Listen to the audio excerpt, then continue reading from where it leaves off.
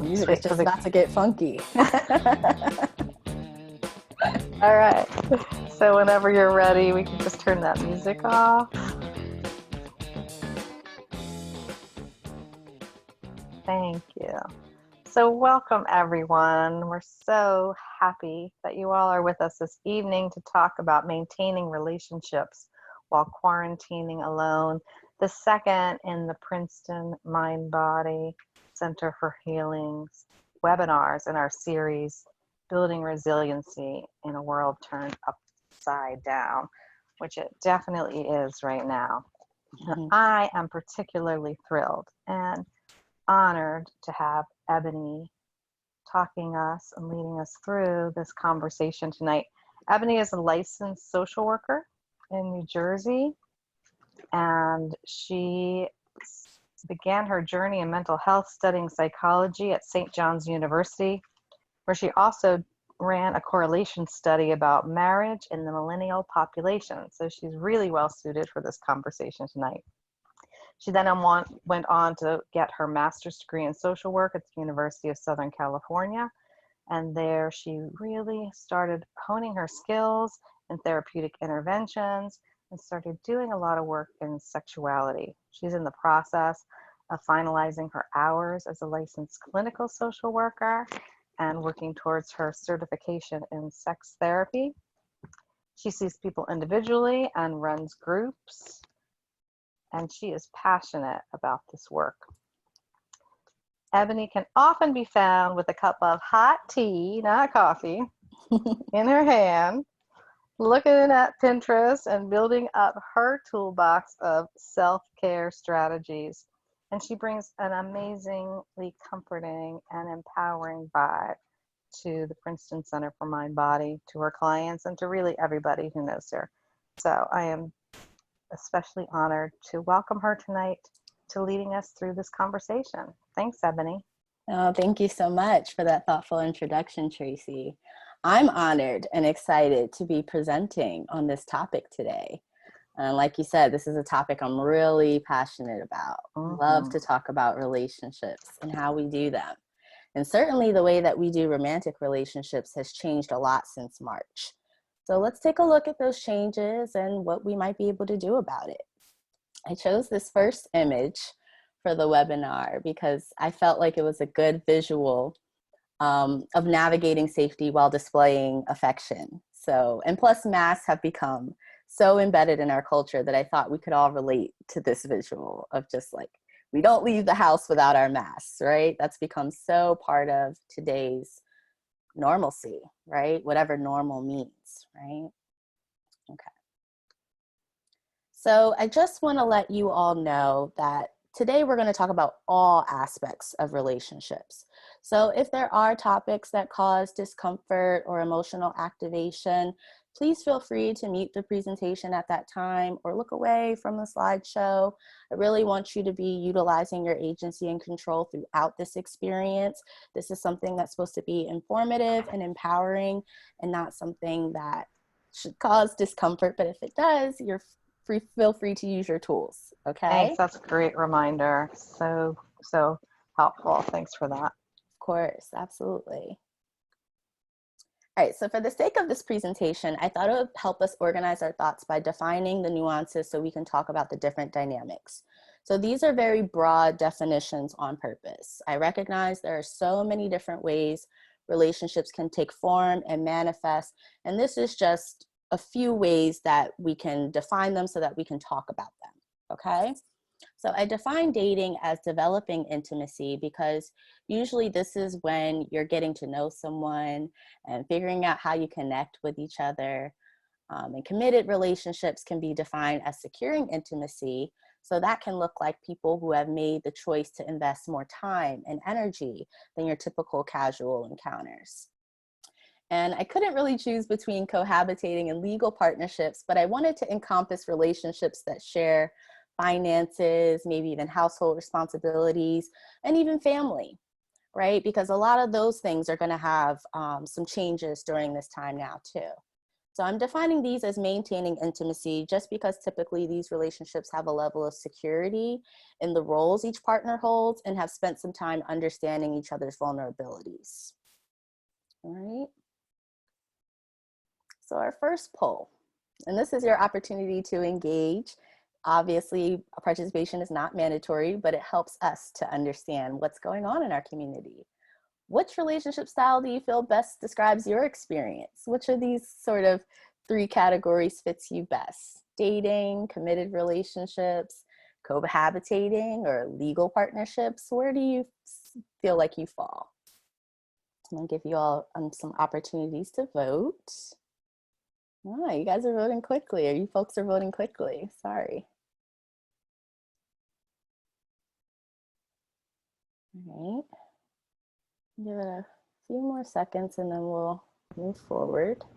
Yeah, we have almost everyone who's voted, but we still have a few. Okay. All right, so should we go ahead and share?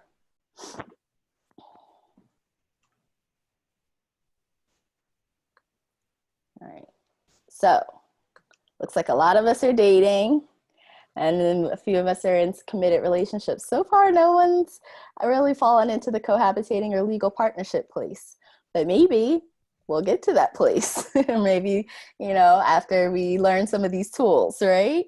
But if that's not a goal, that's fine too, right? Everything's allowed. All right. So what do they all have in common? All these things certainly have places where they overlap.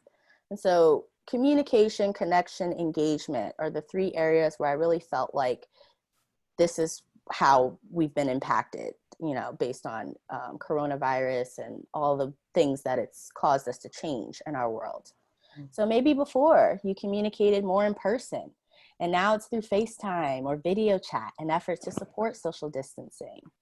Negotiating boundaries is something we're seeing on all fronts, whether you're talking to a potential date about whether or not you're comfortable meeting up, or if you and your partner are making decisions about whether or not you will have certain people over as guests. That's certainly become a hot topic.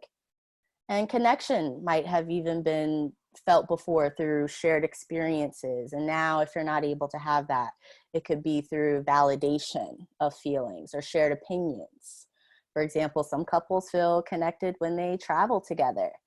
That's a big one for a lot of the people in my practice. And with all these travel restrictions, now you're not able to connect with your partner that way.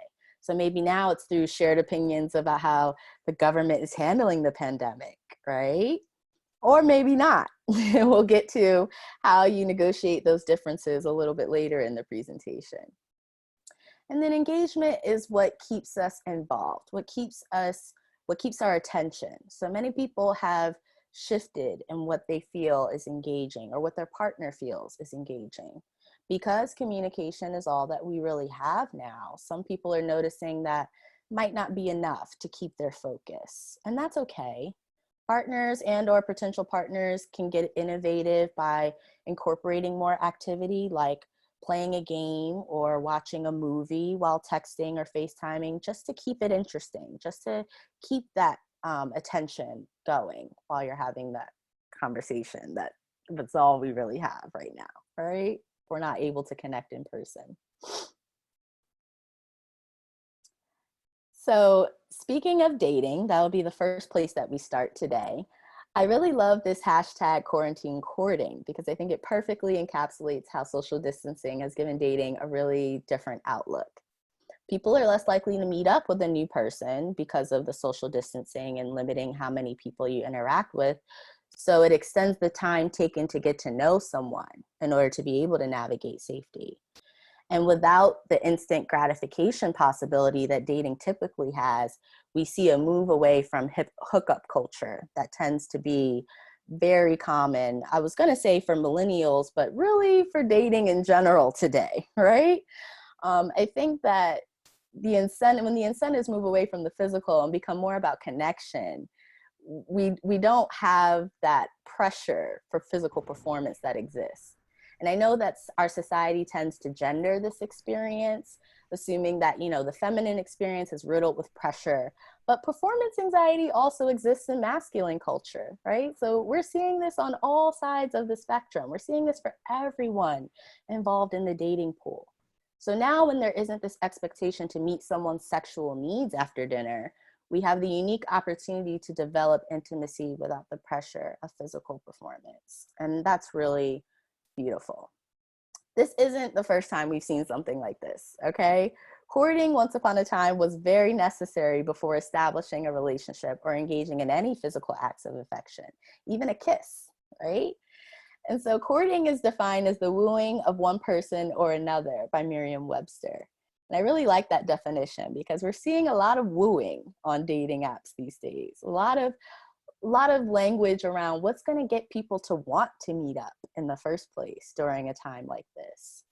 So only now, instead of waiting for snail mail, waiting for a handwritten letter in the mail, where we have instant access to each other. So that allows virtual courtship to be more consistent, more instantaneous, and that's great for securing bonds, having that constant interaction with one another to get to know each other, right? So just to give you some numbers, here are a few little images of the dating apps that we have, and I'm sure there's so many others, right? But dating apps are at an all-time high right now. So video calls went up 84% on Bumble by the end of March. Could imagine what their numbers are like now, but just by the end of March. Mind you, here in New Jersey, the curfew order, I believe that was March 17th that went into effect.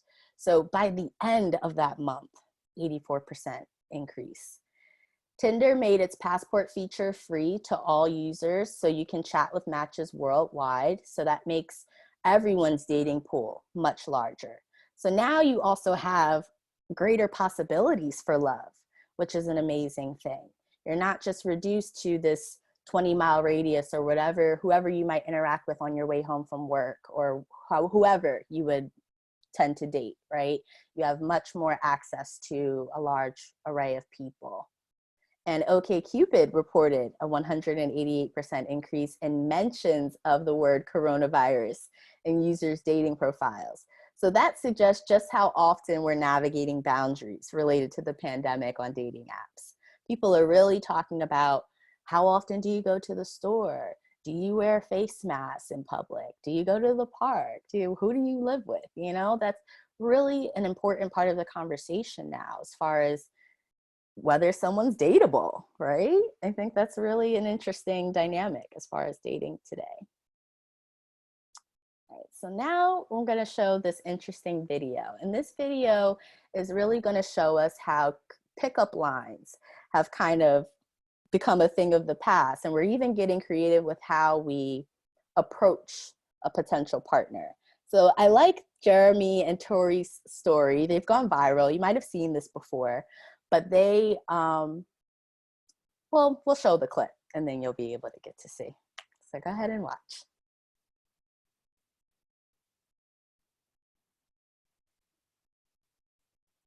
Oh, I think we need computer audio. I always forget to do that. Is the volume here? Can you hear it? No. Now? Mm-mm. Is the computer audio on? Yeah, you have to restart the share and check mark the box in the left corner. Share computer audio. Sorry. Oh, that's okay. Just wait for our technical difficulties to end. And here we go. We're in a really interesting time right now where we don't totally really know what's going on. We're all being told to stay within our homes and we don't really know for how long. Right now in New York, everyone is quarantined. So we wanted to find a way to still be social because I'm a very social, outgoing person, but I can't go out. So Saturday was the day I met her. Or I was doing the dance from High School Musical. We're all in this together. That's what that was supposed to be. I needed to say hi to her, so I waved out on my balcony. I felt this energy, I felt a little bit of connection, and I took a video, I posted it on social media, and it went viral. To go on a first date during quarantine is just more than I ever expected, especially now that the whole world also knows about it. I've never had people following my first date, and there's pressure because of that. But it's very possible this is the beginning of a great love story. You look beautiful!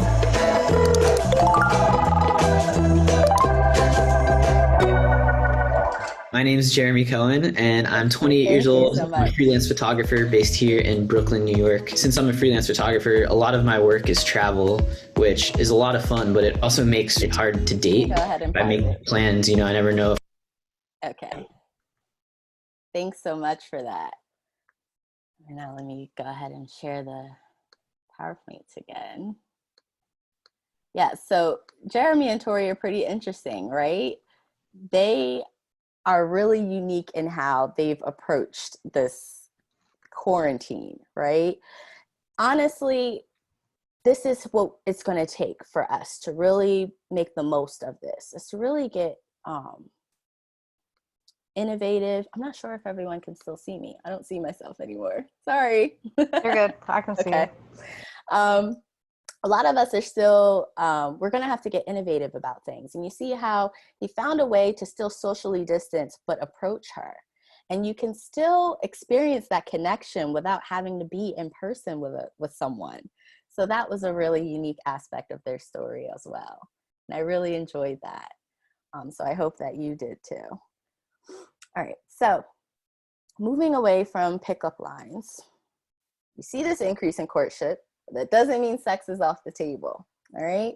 So here are a few guidelines that the New York Health Department has provided for sex during the coronavirus pandemic, which I feel is really important because sex is the way that a lot of us connect. And so it's still something to talk about. I want to say first and foremost, you are your safest partner, okay? So toys are encouraged. Just make sure to sanitize them before and after each use. If you are going to incorporate another being in your sex life, consent now should include disclosing about your symptoms, asking about partner symptoms, just like we would ask about someone's STI status. Bottom line, don't have sex if you're not feeling well. That's really the best course of action.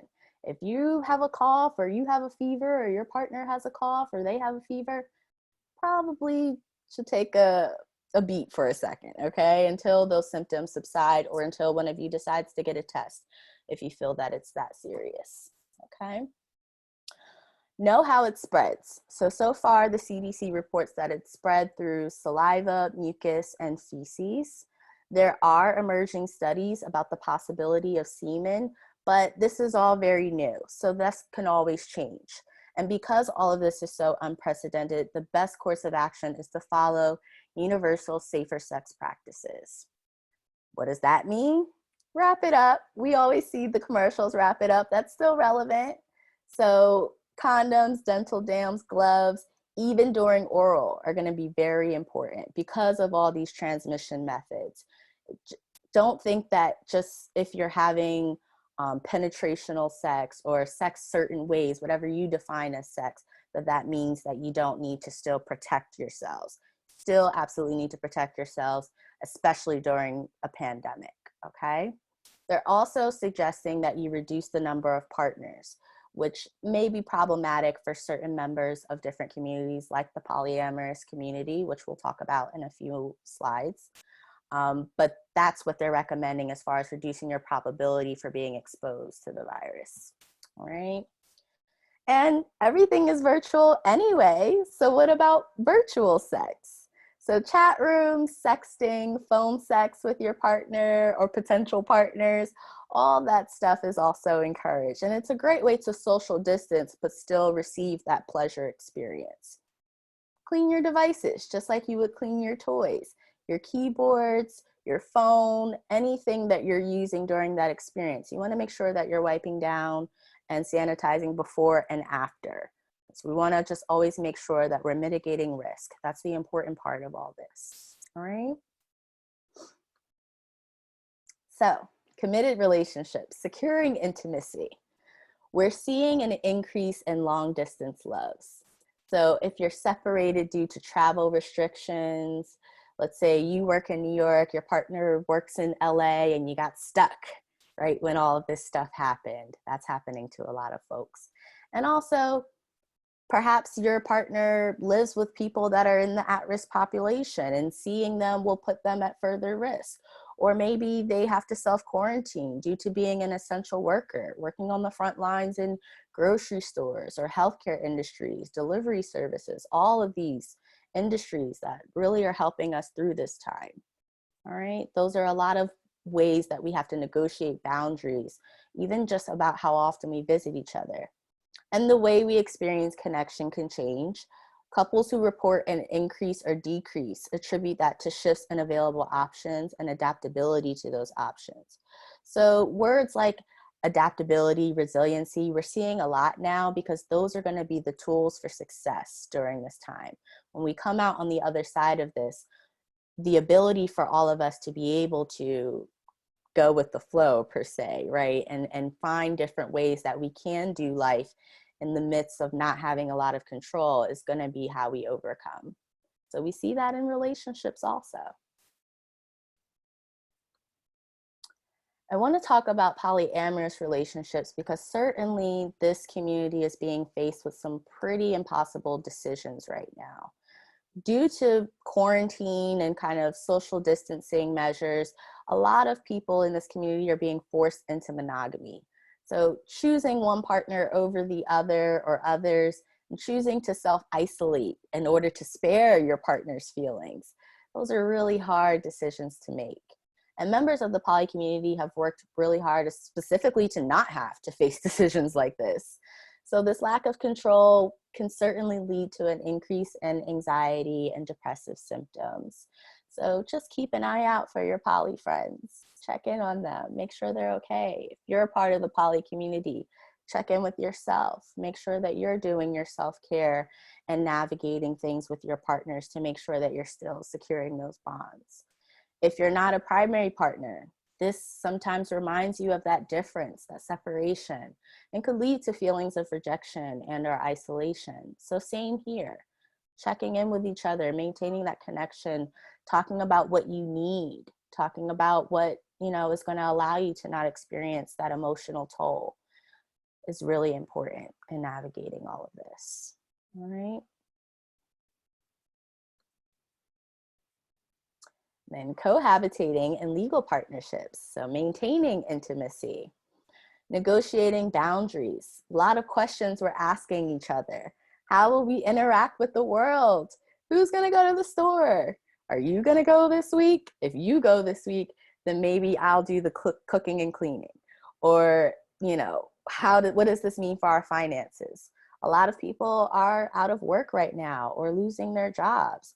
Or if both of you are working, which is amazing, but you have to negotiate space within the home now, right? That's a lot of different boundaries that we have to navigate. How do we prioritize as a unit? Do we visit your parents? Do we visit my parents?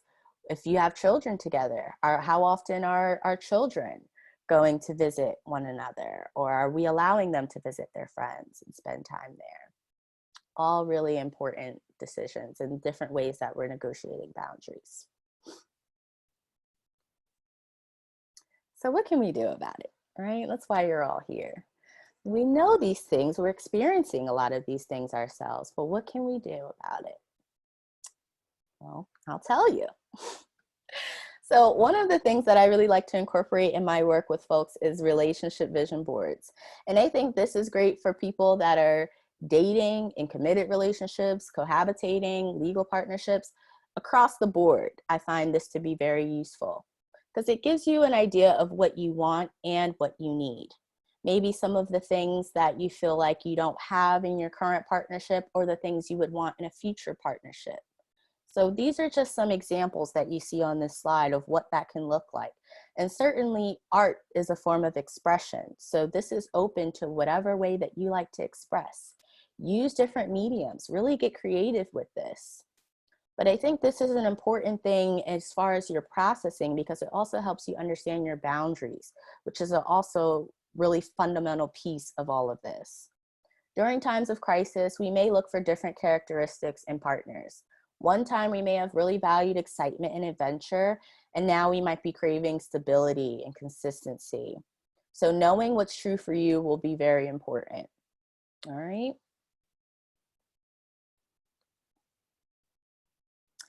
Effective communication skills. So communication was one of the first things that we see as a way that all of us are having to make changes in this time. So communication and being able to do that effectively is really important. This acronym for how to do that, I'm finding really helpful. Couples that negotiate well will likely thrive during this time. I also feel like this can be useful if you're dating and you're negotiating whether or not you want to meet up with someone, or negotiating how often you would want to go on a date with someone. So this is also helpful in communicating boundaries. And I also feel like if we have differences of opinion, like I talked about earlier, if we don't agree with how the government is handling the pandemic, or even about how often we go to the store, whether or not we have company over, this is a great tool to use to be able to go through those steps. So just to kind of go into it with you all. First step is to describe. Describe the situation objectively, sticking to the facts and avoiding opinion. So this is going to allow everyone to be on the same page, because that's really important to be able to even begin to talk about it and to bring to the table what you wish for as far as change or what your objective is. And then express your feelings and make sure to use I statements. So that looks like, I feel blank because blank, right? And you don't have to necessarily do the because part, but it's really important that you own your feelings and you express them clearly. And then assert what you need to say. Don't beat around the bush, because that tends to confuse us, and that's how we get into these arguments that aren't really about the thing that we're arguing about. We've all been there. So be assertive. I won't be able to go to the store because I'm working past curfew. That's a really assertive statement, right? Reinforce why your desired outcome is positive. So this can be done really logically by saying, you know, we really need more butter, we really need bread, or you can simply just, you know, provide some affection or a thank you. Thank yous go a long way, especially when we're navigating such an unprecedented time, especially when simple things like going to the store are riddled with anxiety for us right now. And be mindful of the objective of the interaction. So like I said before, we can easily lose focus when we're having a disagreement with our partners, especially when there's an emotional charge involved. So if it's something like going to the store that has a lot of emotional charge into it, we want to make sure that we're staying on task and being mindful of like, what do we want to get out of this? What is the desired outcome, so that we can make sure that it's a productive conversation. And appear confident. This not only helps you with your own anxiety, but also your partners, so that they can trust that this is a positive outcome and it's for us as a unit, that this will be beneficial to us. Be willing to negotiate and meet your partner halfway, right? So we don't always get what we want just because we communicated effectively. Sometimes our partner has a really great point and we need to be able to meet halfway. That's what relationships are all about, meeting in the middle, right? Or meeting somewhere, right? If you can't go to the store this week because you're working late, maybe you offer to go next week, or you offer to order delivery or cook for the household. That will be up to you as a unit to decide what those nuances are. But if you're already negotiating, the above steps will still remain relevant to create buy-in from your partner, all right? And last but not least, as far as tools that you can use, get creative. So just like we saw them getting creative on the rooftop, having a rooftop date, and you can watch that video in its entirety on YouTube. It's pretty interesting. He originally approached her with the drone, but then he coordinated a date with her roommate and set up a bottle of wine with like a table and a cloth set up, and it was just really cute. They FaceTimed each other, but they were also kind of like shouting from the balcony and from her rooftop. And it was just a really great way for them to still have a date without being in person with each other.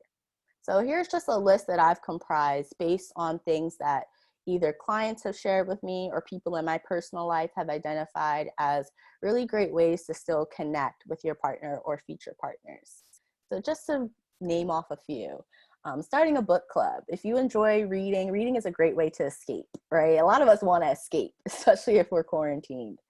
You can do that with just you as a unit or with other couples. A lot of us are missing that opportunity to connect with other couples, and that's a great part of relationships. And so that's an awesome way to really connect and have deep conversations, which right now we're having a lot of conversations, but I'm not so sure if they're always deep. So this allows us to take communication a step further so that way we can stay engaged, right? Date night in, getting dressed up, dolled up, just as you would if you're going out, really making it a special experience like we saw them do on the rooftop and the balcony. Send flowers. Order food for your lover. That's a really popular one, especially when people are dating. They'll send each other things. Animal Crossing has become huge right now. Any gamers out there? People are going on Animal Crossing dates. So that's really interesting. You can always take things virtual because our virtual space has definitely become a lot larger nowadays. Sexting, video sex, there are options. Those are safer sex options also, right? Club quarantine or these dance parties that we have online. A lot of DJs are going on Instagram or Facebook Live providing that service. So you and your partner can get dressed up and or not. You could do it in your pajamas or in your loungewear. That can be fun also. Or you can just be in there together without being in the same space, right? But a shared experience, especially if that's how you used to connect. Virtual museum tours. I know the Guggenheim and Museum of Modern Art are offering virtual museum tours. So that's a great way to get that travel bug, to get that art influence. If you used to be a person that would go to the museum, you still have that opportunity just in the virtual space. Concerts, practicing new recipes, religious services, meditating together, movie night, binge-a-thons. We're all using our streaming services a lot these days. So that's certainly, we're finding series that we enjoy. We can do that with our partners as well. Lunch outside, right? We can do so many of these things, and I'm sure the list goes on. So I'm curious, which of these tools are you likely to try?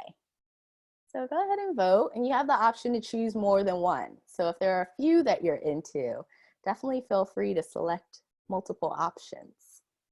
And then we'll share the results in a few minutes or a few seconds. These are some really cool ideas. Thank you. Yeah. I couldn't fit them all on the poll, so some of them are combined, but I'll be curious to see which ones seem to be the most popular. Yeah, me too. And I'm wondering if at some point folks might have some ideas to share with each other too. Yeah. Could always use resources, right? We're a community. We're getting out 100% voted. Oh, yeah. All right. Great. So should we go ahead and share? All right. So a lot of you are liking the relationship vision boards. That's validating for me. What else do we see? Movie night, binge-a-thons, yeah. Virtual religious services, virtual dance parties and concerts. What else was the top one? Those look like the top. Yeah. All right. Yeah. Although a lot of them still got great good results, feedback right? too. Communication in the book club and date night. Yeah. Excellent. So looks like everyone's down to try a little bit of everything, which I will say that is a great way to literally make things more engaging. Layer it on. There's no reason why you have to stick to one thing or stick to a few things. Try a bunch of things. And even when you try something and you don't like it, or you and your partner don't like it, the newness of that experience still becomes a positive memory. You get to talk about, remember we did that thing and we hated it? Oh my gosh, that was so awful. Still a way that you connect, right? So poll number 3, we're going to put in the question and answer box, because I'm curious about what has been working for you, or any ideas that you all have for how you can connect during this time. So this is all anonymous, so feel free to put in whatever you want, and no one will be able to see what you've put in the Q&A box. But definitely share with us any ideas that you have, or what you and your partner have been up to.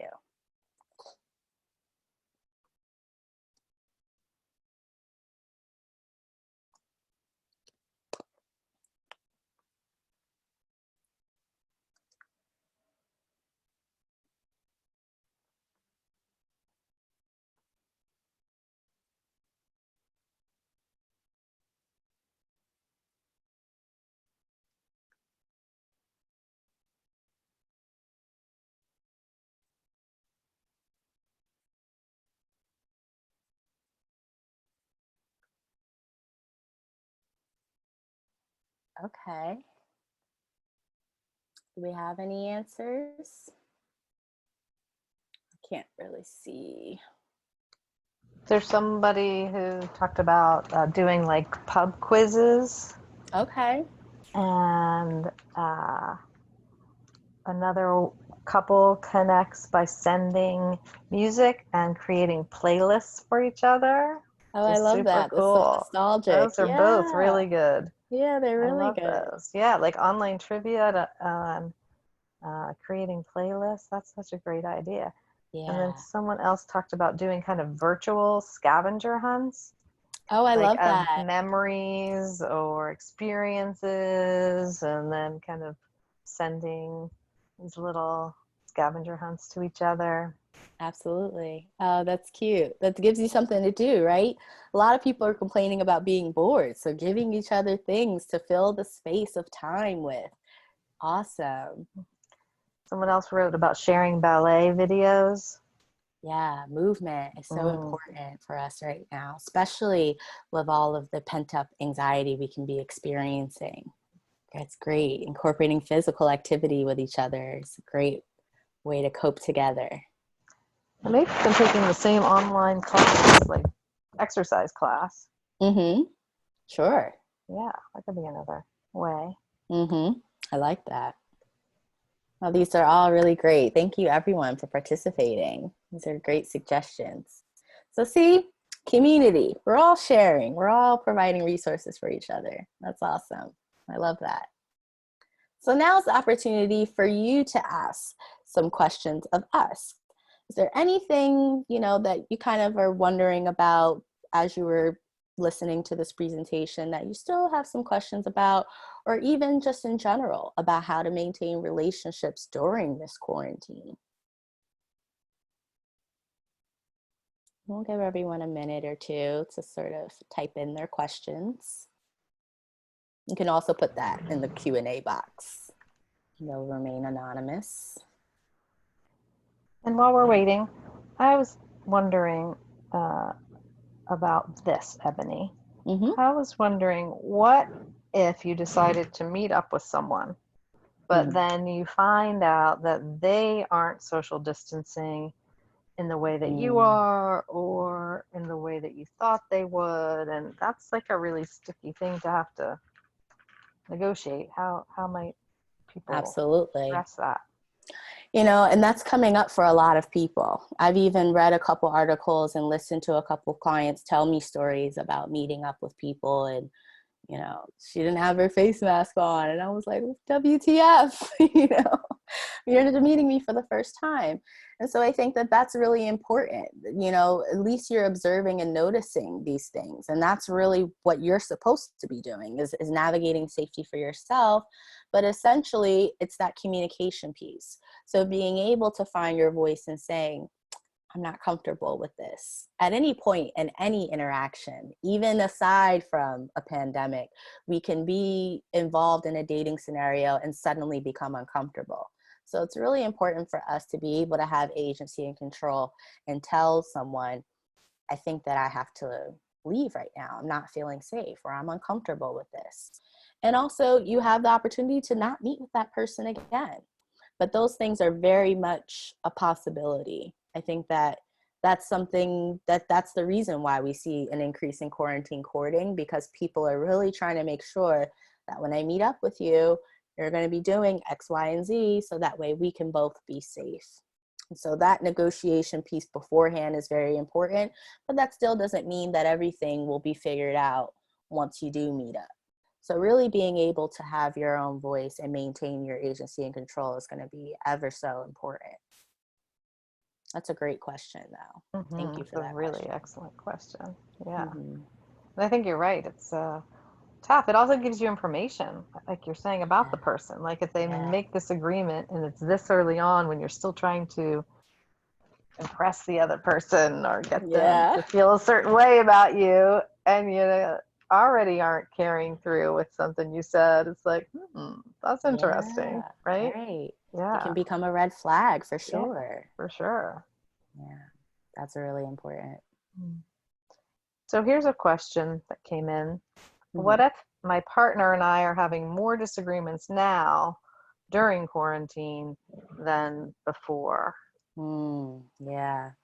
Certainly that's going to be a lot of people's experience, because we're in much closer quarters than before, especially if we're having to work and in the same space, or someone's lost their job. Like, all these things are normal relationship stressors, but then add in the background of society also having this major stressor that can certainly impact the relationship and how we vibe with each other.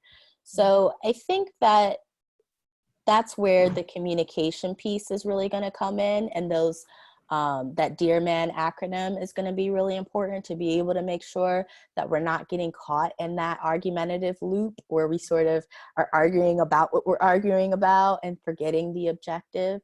Really making sure that we're staying clear, because usually what we are arguing about is not really what we're arguing about. So figuring out what that overarching theme might be can be really important to sort of dissect and be able to get to the root of what's going on. And also making sure we maintain balance between individuality and togetherness. So maybe it's too much together time because we're in quarantine and we're all in the house together. So a lot of couples have been taking walks alone. I know, we mentioned before, taking walks together might be a great way to increase connection, but you can take a walk by yourself too. You can watch your favorite show in the room while your partner's in the living room. Separate that way. So even if you're in a 1-bedroom apartment, you still have the opportunity to go in different spaces. The store can be really stressful, but maybe while you're going to the store, that is your opportunity to get away and to be separate. Car rides.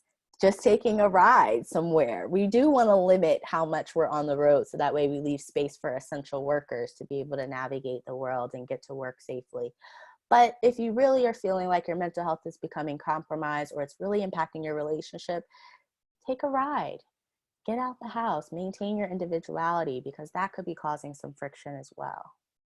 Do you have any other input, Tracy, of some stuff? Those are great. Doing? No, yeah, those are great. I'm just wondering if you have thoughts on, and a couple more questions have come in. Okay. But how to identify that underlying issue. Like, you're so right. It's really not about the argument. Like, that's like the top of the iceberg, and then what the stuff is underneath, the underlying issue is there. How might couples go about identifying that? Usually, in my work at least, what I try to do is ask each other, what bothers you most about this particular incident, right? So let's say they're arguing about so-and-so didn't take out the trash, and that really bothers me. It's a constant thing with us.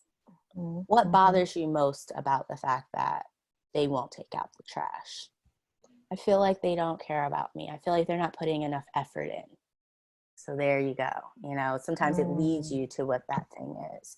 And you can always dig a little bit deeper because maybe there's something even underneath that. But getting to, why does this bother me so much? What is the worst part of this? Can a lot of times uncover what that overarching idea is. So it's almost doing your own work. Like when you feel that feeling of anger or frustration, it's being able to step back and look at your own kind of, okay, wait a minute, what might this be connecting to before you even take it to your part. Those are great. Absolutely. So you ready for another question or so? Yes. Okay, here's one. How do you know if someone is really interested in you? Do you really know? Right? That's a great question. That's a great question. So how do you know when you're interested in someone? That's where I like to start. I like to start with, what are the signs that I know that I'm interested in a person, and how might I look for that in another being? And so then we're all different, right? So that they might be different things, but that's usually a good place to start. And then I look for just ways they interact with me. Are they really engaged? And you might define engagement very differently, but those things that we look for can change, can ebb and flow. But I think that communication is a big part of that. I feel like I keep saying communication, #communication for this whole webinar. But communication is a big part of that. Really having people being able to verbalize how they feel about you, the effort they put in, what they're investing in the partnership or in the relationship or the pursuing of the relationship, I think are big signs that someone is interested in you. Those are really awesome. Yeah. Because in person, right, it's often easier. You get a physical sense of the person. There's some of those clues that might be harder to read when we're in these little screens, like just the eye contact or that energy that you feel. It can happen on screen, sure, but it is a little more challenging when you don't know someone, like you said. So yeah, you can't feel that or read that nonverbal communication. All right. Well, here's another. You ready? Yeah. Okay, cool. So, how do you still respect your independence and space when you're in a relationship? Especially when you're quarantining together. And they went on to say, sometimes in relationships, you feel like you need to be in one. You still need to be in it. But how do you still respect your own independence and be a good partner or a great partner at the same time? Really, really good question. Yeah, that's a great question. And I think it's a common question. I think at some point we all wonder about that balance for each of us. I think that can look very different for all of us. The amount that we want to invest in the partnership versus what we want to invest in ourselves. And I think that can change depending on where you are in your life, right? Different phases of our lives, we certainly want to dedicate more time here or there, right? If I have a really important project at work that I'm really interested in pursuing, like this webinar, it's really important to me. And if I'm part of a partnership, maybe I'm not able to invest as much in that right now, and work is where I maintain my individuality. So that balance can shift, and that's really about you deciding where you find yourself being happy. And so that's why it's really important to do that self-introspection on a pretty regular and consistent basis of like checking in. How do I feel about this? Do I feel like I have a level of congruency? Do I feel like I'm spending more time in this place versus the other? And then also being able to connect with your partner about how they're feeling, whether or not your interpretation of how the relationship going matches what they're feeling, what their experience is, and finding some way to also meet in the middle if that's what's important to you at the time. I think all of those things can be really important. Yeah, those are great ideas. It's almost even, although right now in this moment it might be difficult, but some of these things, it's almost like pre-gaming it, like having those conversations about, well, what does good connection look like? And how much individual time do you want? And how much do I want? And how do we, like you said, have that conversation, have that communication, and negotiate that? Because how we negotiate the little things is going to be how we negotiate the big things. Right. So you're right, like setting that stage. And then I guess the other thought that popped in my head that was connected to what you were saying is like really during that introspection that you just said, people could learn a lot from looking at their own, like, what do I have to have? Yeah. What do I want? And then being able to look at it through the lens of, okay, what's a requirement? Like, what can I not live without? Like, what do I really have to have? And then what's nice to have? Like, maybe I can get some of this in my other relationships, or maybe, you know, right? And then what's like those deal breakers? So even doing that outside of the relationship, like not thinking about, like putting some blinders on and saying, I'm not thinking about Ebony and I'm thinking about just me. Yeah. Because all of us can't be everything to everyone. And so that's really important to be able to diversify that way. Yeah. I love that. All right. Those Any are more great questions we have? Or are we good for today? I think that's all our questions. You did a beautiful job answering them all. Oh, thank you. Well, in that case, thank you everyone for attending this webinar. It was my pleasure to present on such a, what I think is a fun topic. Hopefully you share that sentiment. And I hope that you all stay safe and connected. Definitely feel free to connect with us on our website. We have a lot of great tools. Definitely if self-care is something that you and your partner could benefit from, we have a lot of amazing self-care tools. So visit us at princetonmindbody.com and click on self-care tools. And you can have access to all sorts of worksheets, workbooks, meditations that you and your partner can do together, or you can do by yourself and create that balance for one another. Visit us on Facebook, where we'll also have a recording of this webinar so that you can watch later, or you can share it with your partner or your community at large.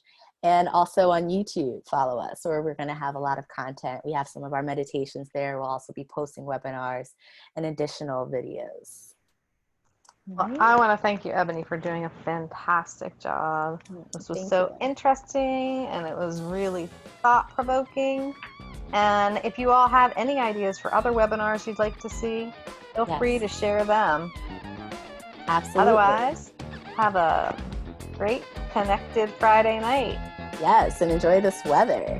Literally summer now. All right. See you again. See you soon. Thank you. Good night. Bye, everyone. Bye.